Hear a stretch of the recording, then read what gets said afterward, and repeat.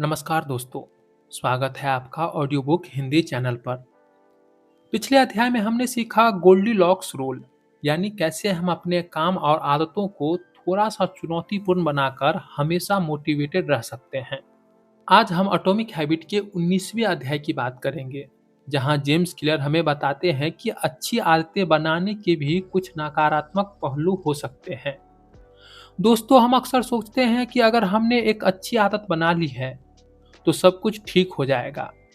लेकिन James clear हमें चेतावनी देते हैं कि कभी-कभी अच्छी आदतें भी हमें जकड़ लेती है और हमारे विकास को रोक देती है।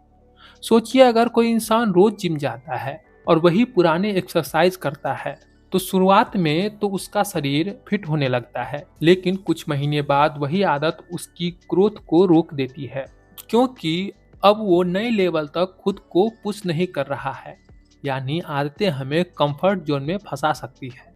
इसी तरह अगर कोई व्यक्ति रोज लिखने का आदत डाल लेता है, लेकिन वही आसान चीजें लिखता रहता है और कभी अपने स्किल को सुधारने की कोशिश नहीं करता, तो उसकी प्रगति एक जगह पर आकर रुक जाती है। जेम्स क्लियर कहते हैं कि अच्छी आदतें हमें फायदेमंद रहती है जब हम उनमें लगातार सुधार करते रहें। अगर हम सिर्फ आदतें निभाने पर ध्यान दें और एक्सीलेंस पर नहीं, तो आदतें हमें मीडियोकर बना सकती है। और एक खतरा है ऑटोमेटिक बिहेवियर। जब कोई आदतें बहुत पक्की हो जाती है, तो हम उसे बिना सोचे समझे करने लगते हैं। कभी कभी हमें लगता है कि हम बहुत कुछ कर रहे हैं, लेकिन असल में हम उसी पुरानी लय में फंसे हुए हैं। इसलिए ज़रूरी है कि समय समय पर हम अपनी आदतों का मूल्यांकन करें। क्या यह आदत मुझे उसी जगह रोके हुए है या मुझे आगे बढ़ा रही है? दोस्तों, इस अध्याय का सबसे बड़ा सबक यही है कि अच्छी आदतें हमें आगे ले जाती है, लेकिन अगर हम उनमें सुधार और बदलाव नहीं लाते, तो वही आदतें हमें पीछे रोक सकती है।